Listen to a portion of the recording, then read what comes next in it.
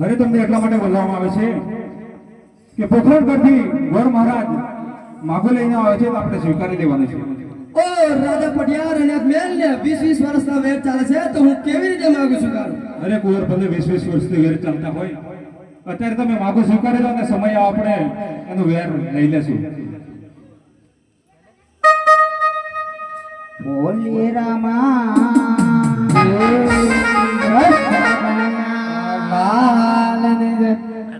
महाराज તમે આયા છો તો કંકોત્રી પણ લખતા જાઓ।